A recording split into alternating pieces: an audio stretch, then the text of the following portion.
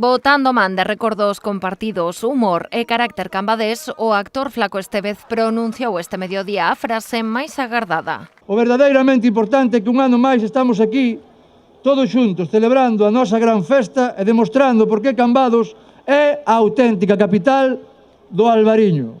Viva Cambados e viva a festa do Albariño, hostia! Dende o balcón da Casa Consistorial Cambadesa, o pregoeiro desta 74ª Festa do Albariño de Cambados tivo palabras tamén pro sector vitivinícola. O gran milagre da Festa do Albariño é este, o que conseguen os adegueiros, os viticultores, os vendimadores e cada persoa que traballa a terra coas súas mans. Eles non só fan viño, eles fan posible que un ano máis nos xuntemos arredor dunha copa a darlle grazas á vida. E para compartir risas e, sobre todo, para sentirnos profundamente vivos ao lado da xente que máis queremos. Xa antes mesmo do corte da cinta de inauguración oficial, había pouca marxe de movimento no Paseo da Calzada. Se o ano pasado a Festa do Albariño contabilizou ao redor de 200.000 asistentes nos 5 días de celebración, todo apunta a que esta edición non vai quedar atrás. É unha festa especial porque nos permite disfrutarla os de aquí, donde o mércores, os xoves, o venres o disfrutamos os de aquí e donde ademais permite que a fin de semana veñan a disfrutala xente de todas partes de Galicia e de todas partes de España.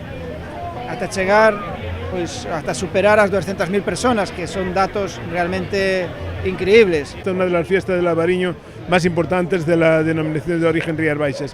Aquí acuden este fin de semana, que es siempre el primer fin de semana de agosto, muchísima gente, muchísimo público joven, público de todas las edades, y es lo que yo la considero como una de las mejores fiestas. Dende hoxe e a todo domingo non vai faltar traballo ás adegas que teñen os seus stands. Este ano son 43 e a gran maioría son das que non faltan nunca a esta festa. Sempre che aporta ese plus de visualización, xente que pasa pola zona, que se vai acercar ao pobo. Entón é un escaparate fantástico, unha oportunidade ideal para mostrar os nosos viños directamente ao público. Eu creo que se pasa moi ben, incluso dende dentro. Sí, se disfruta. Nos seus 74 anos de vida, a Festa do Albariño de Cambados tense convertido nunha cita ineludible para moitos, tamén para as autoridades que destacan o seu peso máis aló do sector vitivinícola. Unha cita para poñer en valor o ben que se está a traballar dende Rías Baixas, ese viño que é recoñecido en todo o mundo.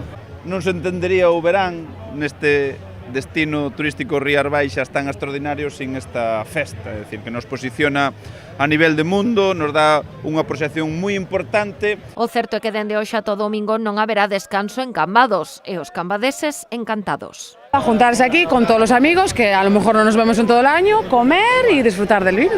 Como hoxe son os primeiros días e non hai tanto turisteo, os de aquí de Cambados son os días que mellor disfrutamos. Venimos de Andalucía, ya te digo.